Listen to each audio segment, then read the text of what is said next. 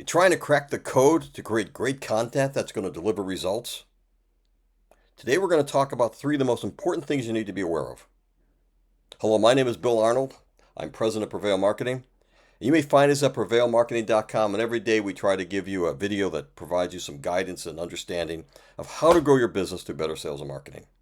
And today we're going to start a series of one of the most important ones you're going to find: how to create great content that will deliver leads that will convert to customers. Like to know how to do that? Well, today we're going to share that with you. And content can be anything. It doesn't matter whether it's a 75-page ebook, a short-term video, a video on YouTube, or just simply dancing on TikTok. They're all content. And all content has an audience, but you have to make sure you understand how to communicate with that audience, how to get to that audience, and how to touch that audience in a way that they're going to be responsive. If you want to understand how to create content that will enthrall, compel, and produce customers, you got to focus on three things. It boils down to relevance, timing, and location. Relevance, timing, and location. Let's break that down for you. Let's first talk about relevance. You can have the best content in the world. It can be the best produced. You can have the best talent. You can have everything going for you. But it's not relevant to your viewer. It's wasted. It's worthless. It's not going to help them. It's not going to help you.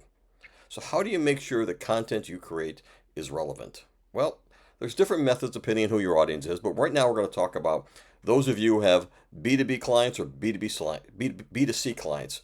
The formula is the same. Understanding who your buyer personas are, what their pain points, interests, and concerns are. That's number one. You need to understand what content you're going to create that's going to interest them, that's going to make them, they want to digest, they want to look at. So you have to start with forming that buyer persona process. We talked about that in great detail with two videos, which you're going to be able to find on our website, prevailmarketing.com, where we talk about how to create buyer personas. I'm going to give you the Cliff Notes, if you will, for those who remember those Cliff publications. Essentially, what you're going to do is you're going to interview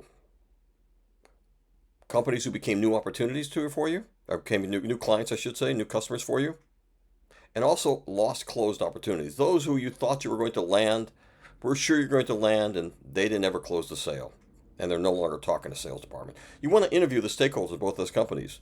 You want to find out what motivated them to begin the process of looking for a solution, what buying decisions they used in making that choice, where they went for information and third-party verification. What you want to find out is what impact their buying process and their buying decisions. That's critical, because in that process, you're going to find out what's important to them and what isn't important to them. I also want to point out that buyer personas are never ever and should never be demographics. I'm amazed at how many, even marketing agencies say, well, I went to the internet and I figured out that your buyer persona is this, this, and this. It never has to do with gender. It never has to do with age. It has to do with what motivates them to take action, what started their interest, and particularly what they need to see at each stage of that buyer's journey in order to take that next step. So if you are an 18-year-old person and an 80-year-old person, and the same information you need to see at each stage of that buyer journey to get you to the next stage, then you're the same persona. I don't care if you're a man, I don't care if you're a woman, gender, none of that matters. It's what you need to see in order to take that next step in that buying process. Again, this is just a very basic, 5-second interview process of what that would look like. You need to go to our website. I've created two blogs. One is how to create buyer personas. The other is buyer personas, the foundation of strategic marketing. They're meant to be worked together. Listen to them both. I've got two videos on it, those subject matters, and I've also got two blogs on it. They will tell you how to build a buyer persona that will be able to understand the messaging that you need to create at each stage of that buyer's journey to get engagement. And the messaging is the content, okay? Let's talk about timing, because timing is so very important.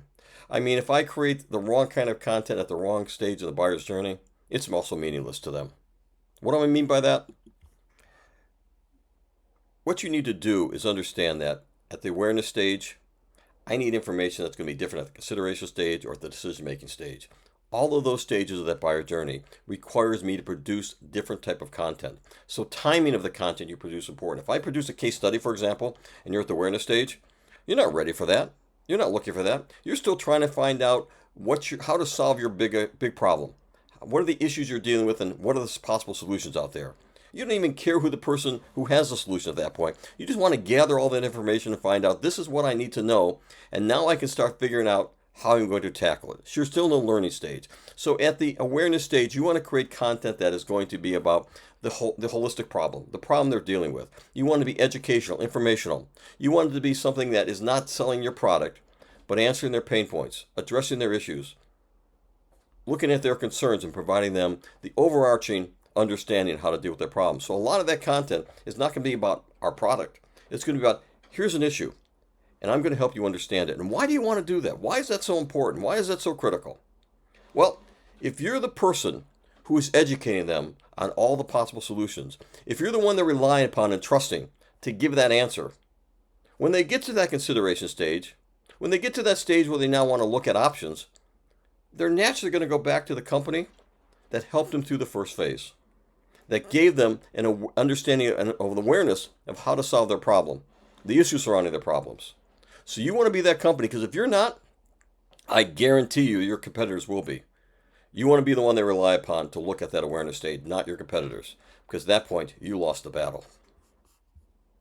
So what kind of content do you create at the awareness stage? What does that look like? It's a whole variety. It is blogs, a lot of information, educational blogs, videos, just like the one we're doing here. I'm answering your question how to create content. I'm not selling myself. I'm telling you, these are the things you need to do for yourself. And if you find you can't do it yourself, if you find it not being done exactly the way you thought it should be, you may go looking for someone to help you out with that. Well, you're probably going to go to the people who gave you the advice in the first place.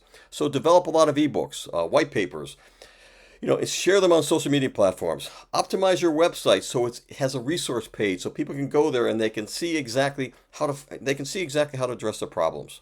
That's what you want to do when you talk about on the awareness stage. When they get to the consideration stage, they now have a pretty good understanding of the solutions out there.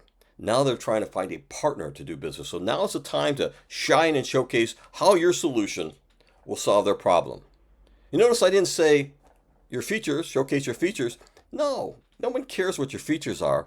They are concerned about the benefits they will derive, the benefits their company will derive from using your product. They don't care if you got bells and whistles. They care if you're going to solve their problem and how they're going to benefit from it. So showcase and focus on consultative sales and showcasing your benefits.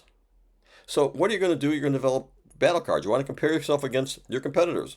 So you're going to produce webinars and live demos. You're going to showcase the superior nature of your product over everything else. Give free trials out.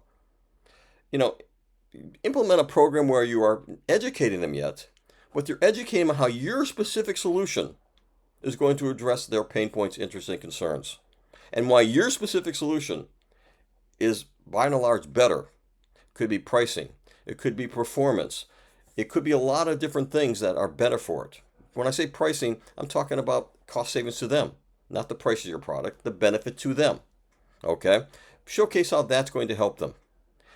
Put together all this collateral in ebooks and webinars, one-pagers, short videos that your sales department can use. One of the best tools is going to be a short video they produce, because when I send an email out to somebody, probably not going to open it up. If they do, they're going to scan it real quickly because it's, oh God, an email from them. I don't got time for this.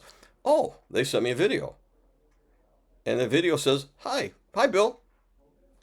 I looked at your problem and I think I've got the solution for you. I wanted to send it by video because I think it's going to be easier to communicate it to you. I'm probably going to sit there and listen to a 3-4 minute video because it's different. It's a different format. It's grabbing my attention. So at the consideration stage, you need to showcase your company, the benefits of your company to them, and the benefits your product solution has for them. Decision stage. Now we get down to the nitty-gritty. Now it's where it's probably against you with one or two other companies, and they want to know specifics. So, is there any testimonials you have, case studies you have, third-party experts who can say, I looked at those solutions. So if you got, for example, maybe on Capterra, maybe on Software Advice, maybe on G2 Crowd, you stand out. They've analyzed and they said your product is better in 9 out of 10 categories. Share that with them. That's the kind of information that's going to be impactful because it's a third-party influencer. It's what other people say about you, not what you say about yourself. Send personalized emails in the form of videos, as I said before. Engage them on a personal level, but always about answering their specific questions. Listen to them. Understand what their concerns are. That's going to be very, very important. So we're talking about timing. The timing is just that, giving the right information at the right stage of the buyer's journey. Now we also want to talk about location, because location is absolutely critical. Where you go for information, third-party education, where they go, I should say, is important for you to understand. So, one of the complaints I've always hear is we've created great content. It's amazing content. We've got our website. We got the best blogs, or long-form blogs, or pillar blogs with cluster components to it. We did everything you said. I've created a blog a day, and I'm getting no traffic. Well, here's a dirty little secret. Unlike the Field of Dreams movie, if you build it, they will not come. I promise you, nobody's going to be going just randomly typing in your website. And Google's not probably going to go. It's going to be a long time for Google does something. You have to create a lot of content. It's a 4 to 6 month process we're going to talk about tomorrow. So you're not going to get any organic traffic just flowing there because you're nice people. You've got to go back and out and invite people. You've got to be hawking your tickets back to your site saying, hey, you know what? Come back here because we have some answers. What does that mean? That means omni-channel marketing. That means every single time you post a blog, every time you create an ebook, a 2-page guide, a 4-page guide, an infographic, whatever it might be, anytime you have any major events in your company, anything that is relevant to their pain points, interests, and concerns, you need to have omni-channel marketing where you are sharing that information across all the social platforms: LinkedIn, Facebook, Twitter, Blue Sky, Threads, Instagram, even a couple places, TikTok, even a company. I've just started using something on Clapper. Believe it or not, just started that. Those are all the places that you need to be posting something and inviting them back, giving them snippets on some of the sites, on Twitter, for example, snippets. Hey, I've got this new ebook. I've got a blog about this. This might be something you're interested in.